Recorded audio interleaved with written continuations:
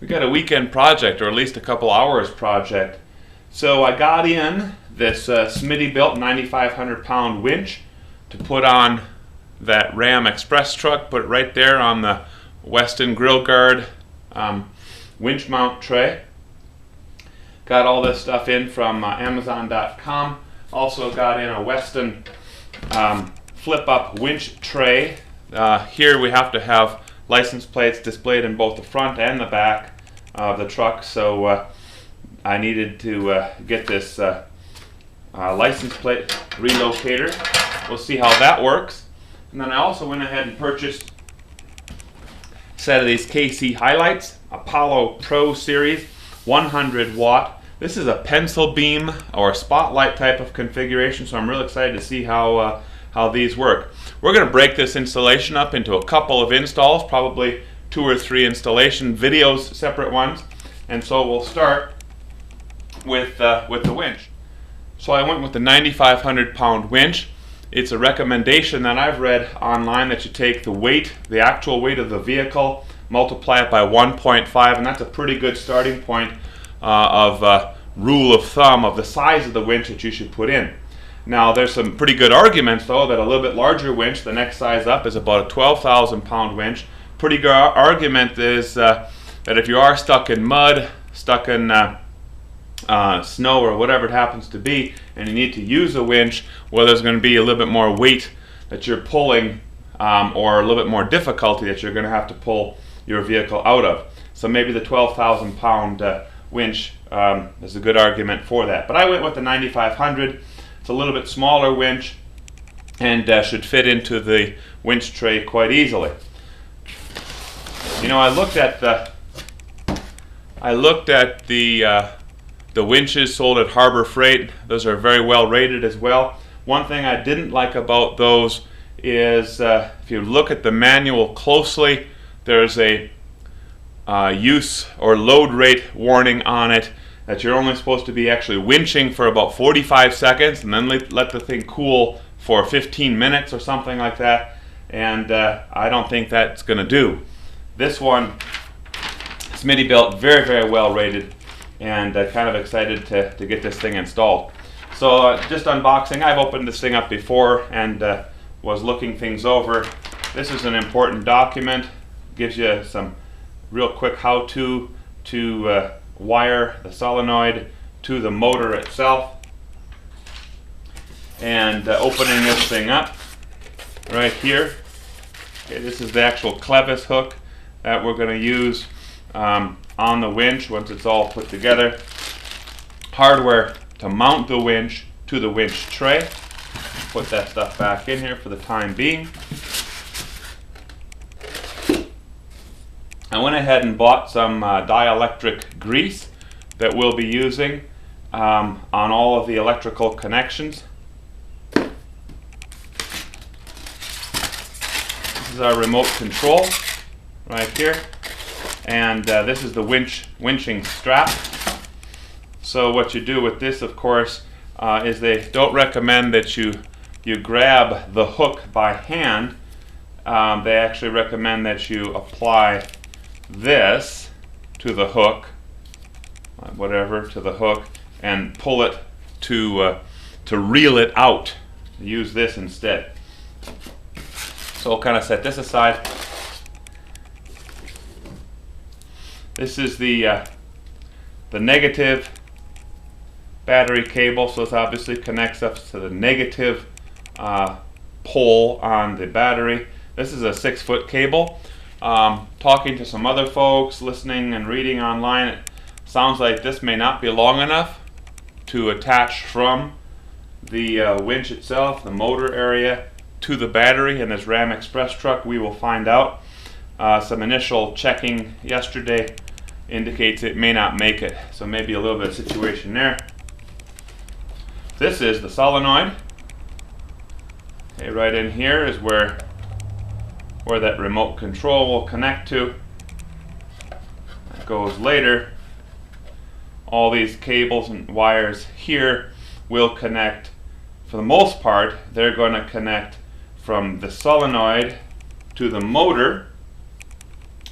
This one here as the long positive battery cable with the red tip on it, so it's the positive, the B cable, and it is also about 6 feet long, and it will be connecting all the way to the battery inside the vehicle. We'll be using these two screws right here. They have a, this isn't a normal head, so most likely you'll have this, this size screwdriver at your place. But we'll pull these two out and mount this over the motor right about here.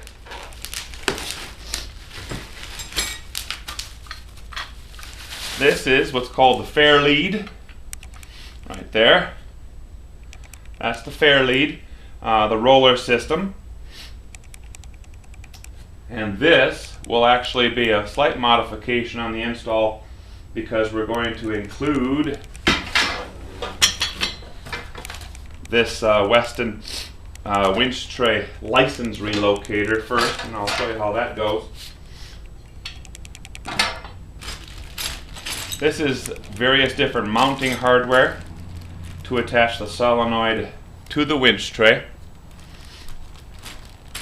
And we're only going to be using one piece inside here, and that's this piece here. We'll show you again closer up when we get that far, which will connect to here and then to right there. Now this thing weighs about, I don't know, 50, 60 pounds, maybe 70 pounds. A little bit more terminology for you as we go through this install. This is called the tie rod bar here, and this is called the logo rod here. And it said it's called logo because the Smittybilt logo is on the front side right over there. So that's what's in the box. We're going to get started here pretty soon and get this thing installed. And then after that, we'll be putting on those KC highlights. Okay, we're going to do a little prep work here. This is the solenoid again, and this is the bracket that we're going to use to connect it to the winch itself, and we're going to be mounting this directly over the motor. So to remove this and to use these screws, these are kind of the hex nut or hex head type of screw, and this one here, I'll get a close-up of this, is what we're going to use. So I've already loosened this up. Now one of them will be removed. The other doesn't need to be fully removed.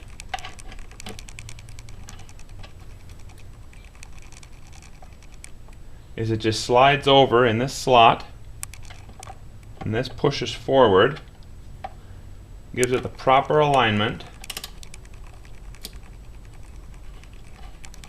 Snug this one up, just snug it up for now. And this one goes in. Similarly, we'll snug this one up. There we go, that's good enough for now.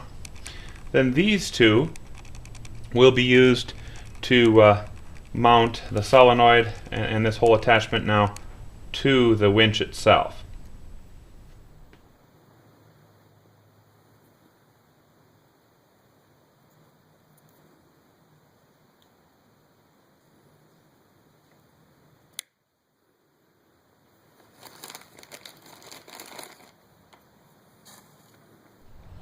Alright, so we've moved everything out here, and we're ready for the install. We're going to be putting the winch inside this winch tray, and the way we're going to do it is going to kind of slide it in on this side.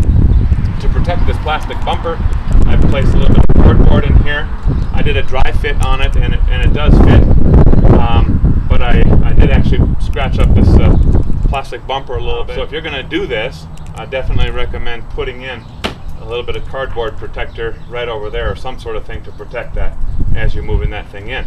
If you've gotten the bigger winch, a 12,000 pound winch, its height will be too high to fit in, even if you slide it in, I guess. So what you'd probably have to do is either remove the brush guard itself, or at least loosen it up, removing these two big old bolts over here. So the bottom one acts as a hinge. You can slide that back a little bit, give you just enough space to get that thing in there. This 9,500 pound winch will slide in, and so what we're going to do to make this installation hopefully a little bit easier is we're going to do a little bit of a pre-install on some of this some of this wiring, specifically on the bottom point A right over here. Trying to get to work on that once it's in place would just be terrible. So we're going to do it when it's wide open. Alright, ready? Keep it close. See this close. See that there? Don't let that. Get that out of the way.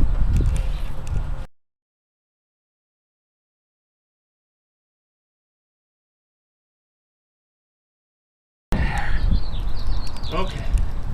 Now what we need to do is to attach this thing together here. Now, lucky for us that there must be a good standard written for the placement of these holes, because the holes in the base of the winch line up nicely with the holes in the winch tray.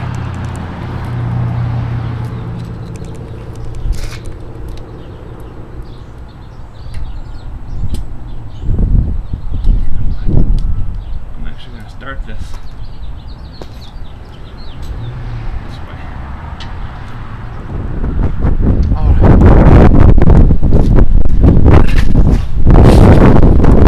I'm going to take this 3/8 inch torque wrench with the correct appropriate size socket head on it. I'm going to put 44 pounds on this thing.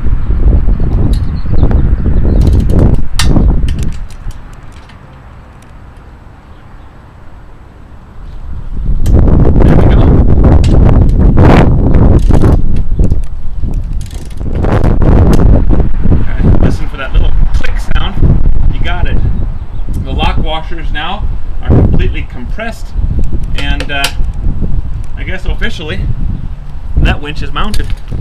Okay, so the solenoid is now mounted over the motor.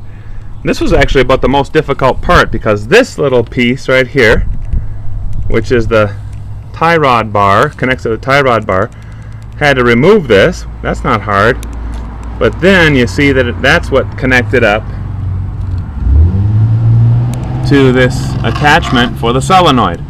Oh, that doesn't sound too hard, but we got a bumper sitting here, and so putting this thing in with a little hex key like this was about 1/8 of a turn at a time for, I don't know, a little while. So anyway, we got it, and then this side over here is just connected up with a screw, and that was pretty dang easy, not too hard at all. Slide this boot back.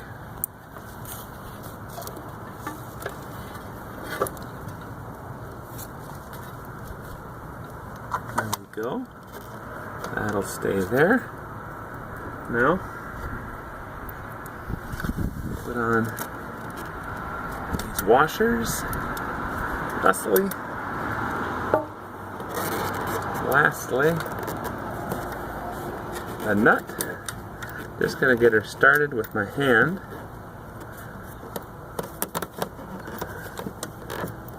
There we go. Get it started as well as I can. Now I want to make sure that this bottom one does not move.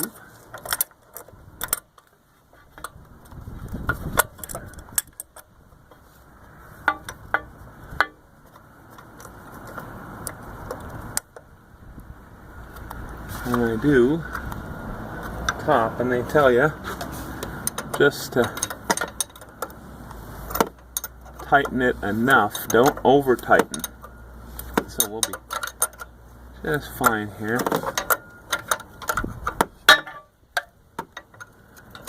Kind of some cramped quarters, but that's how it is. And easier this way. That's getting pretty tight.